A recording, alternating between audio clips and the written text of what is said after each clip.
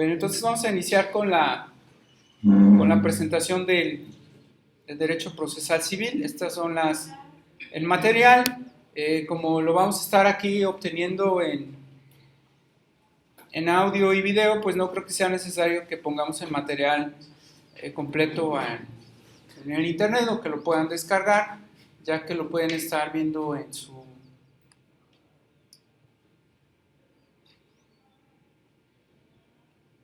casa, ¿no? En cualquier momento que ustedes lo requieran. Entonces, ¿qué es derecho? Bueno, pues ustedes tienen una definición de derecho, pero derecho no es como lo tienen muchos de ustedes definido.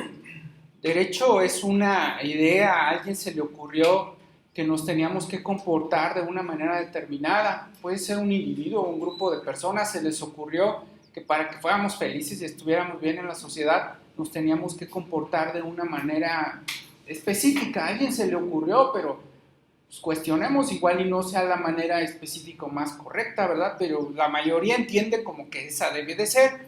Entonces a alguien se le ocurrió que nos debíamos comportar de una manera específica y se decidió plasmar esa conducta en un texto, en un documento, para que lo sintiéramos como obligatorio, porque como que verbal en su momento yo creo que no era tan eficaz, ¿sí? Entonces aún así sigue siendo ineficaz, ¿no? Entonces, lo plasmaron en ese documento, nos lo dan a conocer el documento. ¿Sí? Actualmente, ¿cómo nos lo dan a conocer? Nos lo dan a conocer por medio de un diario o periódico oficial. Ese diario o periódico oficial nos dan a todos la información respecto a cómo debe de ser o cómo será la conducta que debemos seguir en la sociedad. ¿Quién crea la conducta? La crea el denominado legislador. El legislador crea esa conducta y decide que nos debemos comportar de una manera determinada, de una manera específica. El legislador sigue un proceso para crear esa norma. Sigue una iniciativa, discusión, aprobación, sanción, promulgación y publicación. Y después entra en vigor ya que se publica. Una vez publicada la tenemos que observar. Es de carácter obligatorio a partir de que inicia su vigencia. Y si no la observamos, pues puede tener una consecuencia. ¿De acuerdo? Las consecuencias pues son las sanciones, como las conocemos. Prisión, multa, arresto, etcétera, ¿no? ¿Sí? Entonces, aún así muchas veces no la acatamos la disposición, la verdad, no lo hacemos. Siempre chocamos a alguien, afectamos a alguien, muchas personas roban, muchas personas cometen ilícitos, en este caso se llaman ilícitos civiles para nuestra materia. ¿Qué es un ilícito civil? Es una conducta contraria a lo que nos marca el código civil, ya sea para el Estado o federal. Entonces, hagan de cuenta que la norma de conducta a seguir está plasmada en el Código Civil, en su materia de civil, ¿verdad que llevan civil? ¿Sí? Sí. Entonces, en su materia de civil les dicen, ahí está regulado cómo nos debemos conducir frente a otros civiles, frente a otros particulares. ¿Sí? Ahí nos dice. Se llama código sustantivo, así se le llama. Código sustantivo es el que establece de alguna manera nuestros derechos y nuestras obligaciones. Entonces, sin embargo, todo mundo, si no respetan los derechos, ni cumple con sus obligaciones, y por eso existimos los abogados, para defender o demandar a las personas que cometan irregularidades. ¿Estamos? Entonces, ese código sustantivo que contiene las normas de conducta, si no se estudia en esta materia, se estudia en otra. ¿Aquí qué se estudia? Aquí se estudia el código adjetivo, así se le denomina. El código adjetivo es el código de procedimientos civiles. ¿Qué establece ese código de procedimientos civiles? Bueno, también tiene reglas de conducta que tenemos que observar.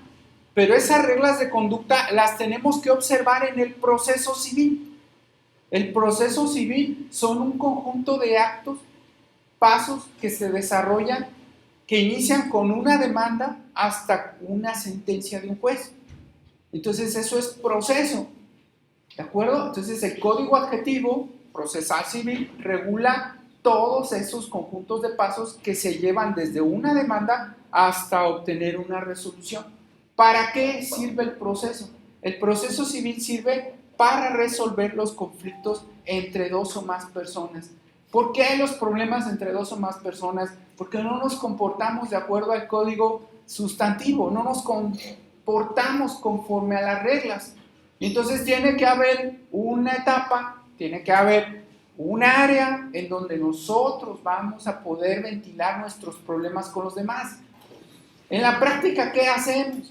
En la práctica vamos y buscamos a la persona, la enfrentamos, le gritamos, le dañamos sus cosas. No, eso no se puede, eso está prohibido.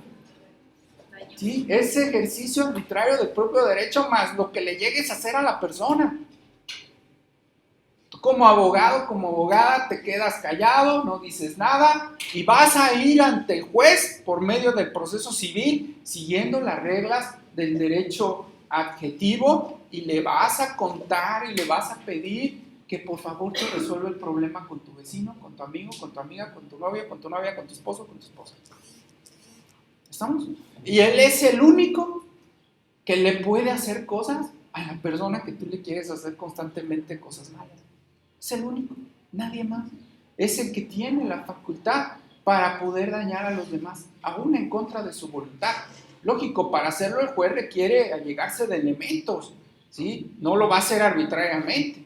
Él se va a llegar de los elementos que tú le entregues para efectos de poder perjudicar a la otra persona como tú le quieres. ¿Sí? Entonces, eso es el proceso civil. Entonces, son normas que regulan nuestro actuar como abogados y como abogadas dentro de un juicio civil, para efectos de resolver los problemas que se susciten entre dos o más personas, ya sea por un problema de cosas, de personas, de situaciones, incluso hasta daño moral, daño psicológico, cosas inmateriales, también podemos reclamarlas. Entonces ya me tiene bien traumado el maestro, pues lo voy a mandar en el proceso civil. No es la vía irle a gritar, irle a ofender, irle a decir, esa no es la vía. La vía es lo que les voy a mostrar durante el semestre, el juicio ordinario civil. Esa es la vía, ese es el camino correcto. Entonces, el proceso civil es un fenómeno unitario, es único, aunque hay diferentes etapas, hay varios sujetos, es un solo proceso, ¿sí? En ese proceso se realizan muchos actos de las partes. Ahorita vamos a ver quiénes son esas partes que intervienen en el proceso civil. Su función es la jurisdiccional. ¿Qué significa jurisdiccional? Jurisdicción significa decir el derecho. Y nos suena la palabrita como a juez, ¿verdad? Entonces, la función jurisdiccional es la que realiza el juez con la finalidad de resolver una controversia. Esa es la función jurisdiccional. ¿Estamos? ¿Hecho? Sí. Ese proceso tiene muchos actos, repito, pero su finalidad es solucionar el problema entre las partes. El problema entre las partes en materia procesal se denomina litis, ¿vale? La litis es el pleito, el conflicto de intereses entre las partes. ¿Por qué se pelean? Repito, pues por el parentesco, por alimentos, por una cosa, por un bien, por un daño. ¿De acuerdo? Entonces esa es la litis, ese es el pleito, es la controversia que se plantea al juez. Pero ya cuando se plantea ante el juez ya no se llama litis, se llama litigio. Entonces ya cuando conoce el juez del pleito, de la litis, ya se le denomina litigio, según los tratadistas en materia procesal. ¿De acuerdo? Entonces, puede haber varios procesos, tú puedes iniciar varias etapas, varias instancias. Instancias significa pedir, y puede haber varios jueces que ventilen un asunto porque se desmembra en varias partes. Y cada uno de esos asuntos pues, sirve para resolver diferentes tipos de controversias. ¿Sí? ¿Estamos? Entonces, tú a una persona la puedes demandar por diferentes cosas, diferentes situaciones. Lo ideal es que acumules todo en un solo proceso. Pero hay ocasiones en que ya tú tienes el proceso y te hace otra cosa, entonces pues tienes que iniciar otro nuevo, ¿no? ¿Estamos? Entonces, eso es lo que puede ocurrir en materia procesal. Entonces, es un solo proceso, pero pues puede haber varios independientes, ¿no? Dependiendo de las partes que intervienen. Y cada uno es independiente, cada uno es diferente. De hecho, en la práctica, a veces tenemos 2, 3 clientes que demandan lo mismo a otras personas diferentes. Y tenemos nuestro formato de demanda, pues decimos, este cliente quiere esto, ya tengo mi formato. Este cliente quiere lo mismo, pues ya tengo mi formato y nada más le cambio nombres y todo eso, ¿no? ¿Sí? Entonces, supongamos que tengo 3 formatos y presento 3 procesos diferentes, uno en Celaya, otro en Guanajuato, otro en Irapuato. No significa que los 3 se vayan a resolver igual. Se lleva diferente.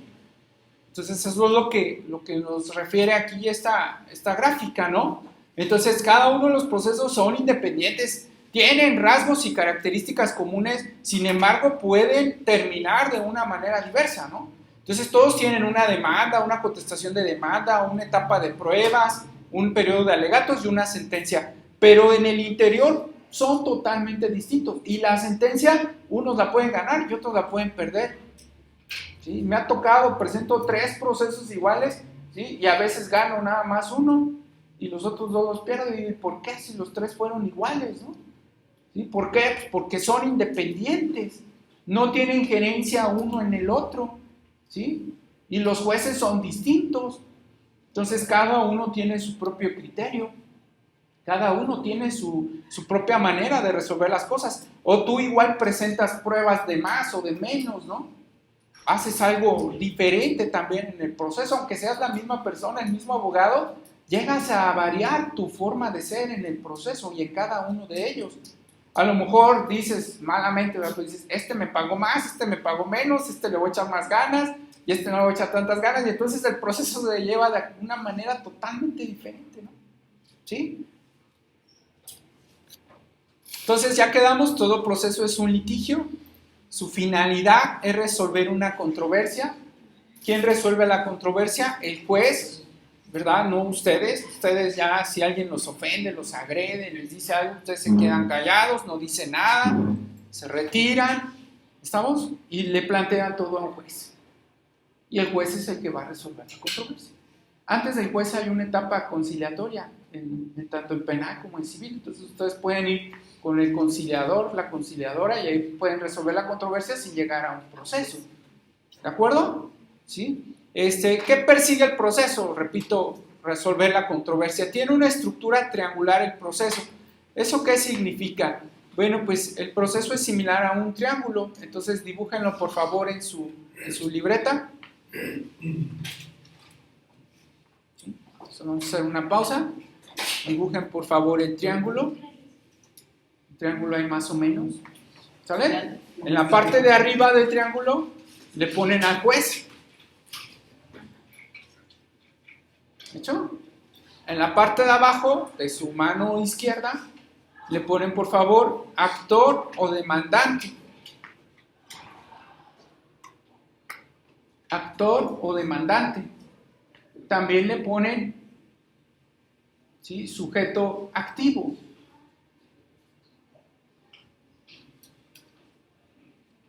En la parte del lado derecho le ponen demandado, sujeto pasivo, que no es tan pasivo, sí actúa, sí realiza cosas, pero bueno, así se le denomina, ¿no? ¿Sale? En el centro del triángulo, pónganle un puntito, en el centro del triángulo, en medio, adentro, ¿sale? Ese puntito, pónganle unas líneas punteadas y le van a poner como litigio. ¿Sí? O si quieren escribirla dentro del triángulo, litigio, el puntito, el centro de todo es el litigio. ¿De acuerdo? En cada una de las laterales de los triángulos, si quieren en una o en las dos, pónganle terceros. O sea, así, terceros y terceros en cada una de las laterales o en una de ellas. Entonces, esas son las partes que intervienen en el proceso civil. ¿Estamos? El juez, el actor o demandante, el sujeto activo, el demandado, sujeto pasivo, en el centro está el litigio y por los lados estamos los terceros. Más adelante vamos a ver quiénes son esos terceros que llegan a intervenir en el proceso. Entonces, el proceso tiene una estructura triangular. ¿Estamos? Esa estructura triangular es la que interviene o la que se lleva a cabo dentro del proceso civil. Ahora viene la organización judicial. Para la organización judicial, abajo de su triángulo, a un lado donde les quepa del juez, o despréndanle una línea al juez así, ¿sí? Vamos a ver de una vez cómo se organizan los jueces. ¿Sale? Entonces, en la cúspide de la organización, algunos si quieren pueden poner otro triangulito, como ustedes quieran. ¿Sí? En la cúspide de la organización de los jueces está el Tribunal o Supremo Tribunal de Justicia. Supremo Tribunal de Justicia.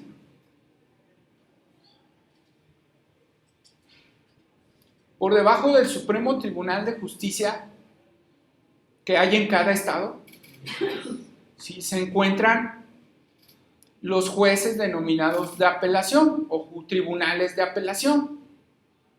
Tribunales de apelación, que también se denominan segunda instancia. Segunda instancia. ¿Sale? A ellos los pueden denominar entre paréntesis ad quem. Ad quem. Se los anoto aquí en el pizarrón.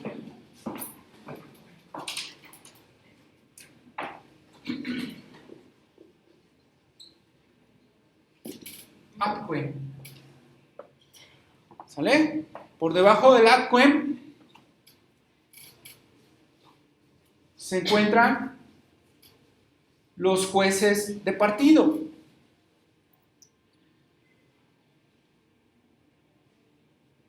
Los jueces de partido. Ellos tienen doble personalidad. Ellos actúan como jueces de primera instancia y como jueces de apelación de segunda instancia. Tienen doble personalidad. Entonces se les puede llamar también, cuando sean de segunda instancia, se les puede llamar también ad quem. ¿Estamos? Y cuando es de primera instancia, pónganle ahí entre paréntesis, se les denomina a quo.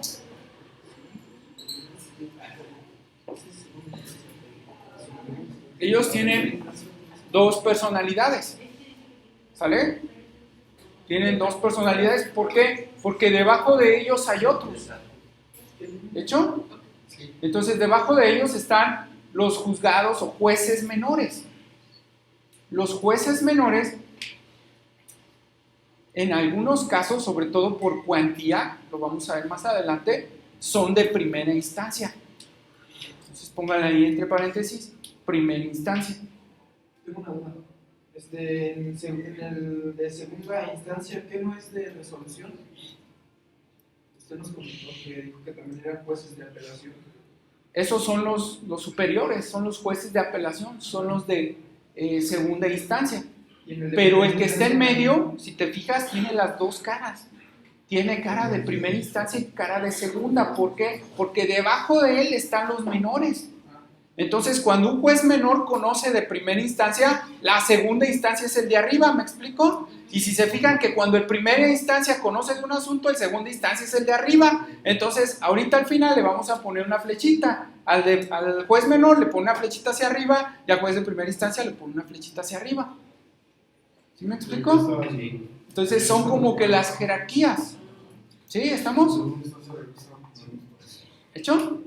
Entonces, regresamos. El juez menor, por cuantía, conoce de primera instancia. ¿De acuerdo? Cuando se pase de un monto, se va al de primera instancia, que se llama juez de partido. ¿Estamos? ¿Hecho? Eso lo vamos a ver en la siguiente clase. ¿Vale? Entonces, por ahorita, ¿cómo los organizamos? Entonces, de abajo hacia arriba, juez menor, juez de partido y juez de apelación. ¿De acuerdo? ¿Cuál es el de primera instancia? Depende del monto. Puede ser el menor o puede ser el de primera instancia o de partido también se llama. ¿Estamos? Entonces, de acuerdo a los montos que vamos a ver en la siguiente clase, si alcanzamos ahorita lo vemos, se van a ubicar en uno de los dos. De hecho, y esa es la organización judicial. Entonces, cuenta con una estructura definida, jerarquizada. Si se fijan, ¿estamos? Tienen su ley orgánica, quedamos que todo estaba regulado, ¿verdad? Su organización y sus facultades están en su ley orgánica. Cada estado tiene su propia ley orgánica y ahí organiza y estructura a cada uno de estos tribunales. ¿De acuerdo? Ahora, ya que lo jerarquizamos, vienen las etapas. Entonces van a poner una línea, ponen una línea así y la encajonan, ¿no? ¿Sí? ¿Estamos? Dibújenla, una línea aquí, una línea acostada y una línea así. ¿Estamos? Entonces, en la línea de la izquierda, en la primera, le ponen demanda. En la línea de acá, le ponen resolución, por favor. ¿Hecho? En la de la izquierda, en la primera línea, ¿sí? La otra va a estar así o punteada, como quieran, y la otra. Entonces hay dos líneas. Entonces, en la primera, demanda, y en la última línea, resolución o sentencia. Son dos líneas así. Sí. En la primera línea va a ser la demanda y en la siguiente va a ser la resolución. Ajá, sí, no, en la exacta. Así, María. Demanda y resolución. Es una línea como de tiempo. Es una línea de tiempo. Como visita.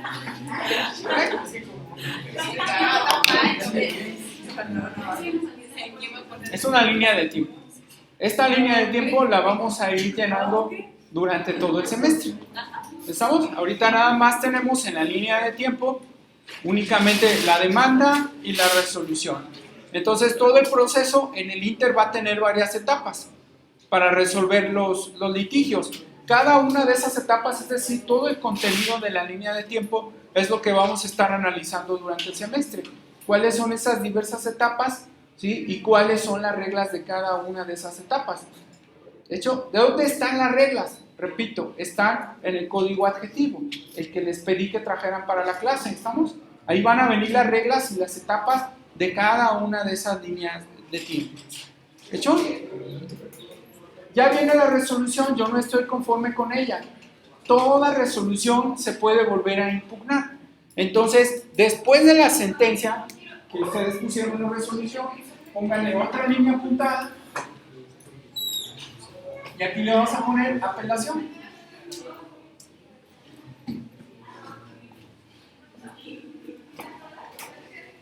¿Sale? Que sería la segunda instancia.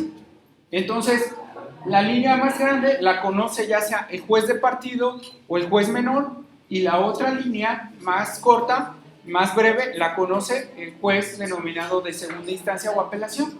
¿Hasta qué momento se va a tribunal? Cuando termina la resolución, el proceso normal, se dicta la resolución y tú no estás conforme con la resolución. ¿Estamos? ¿Hecho? ¿Alguna duda hasta aquí? Ahora, no solo el proceso civil es el único que existe. Hay otros tipos de proceso. Con esta lámina vamos a terminar. Entonces, el proceso hay de otras materias. Hay penal, hay administrativo, constitucional, también hay laboral, también hay mercantil, hay fiscal. Hay diferentes tipos de procesos que se llevan a cabo en nuestro ámbito jurídico. Este no es el único. El juicio ordinario no es el único que existe. El juicio ordinario civil es, ¿cómo le podríamos decir? Como que de él emanaron todos los demás procesos que existen en nuestro ámbito jurídico. De hecho, el proceso laboral ha sufrido una reforma y es muy probable que el proceso laboral se lleve a cabo conforme a las reglas que vamos a ver durante todo el semestre. ¿Sí? Entonces, el juicio ordinario civil va a ser la base de la nueva impugnación laboral en nuestro sistema jurídico mexicano. Entonces, si ustedes dominan esta materia del procesal civil, pues el juicio civil y el laboral pues se les va a facilitar, además de los juicios orales, que siguen las mismas reglas prácticamente. ¿De acuerdo?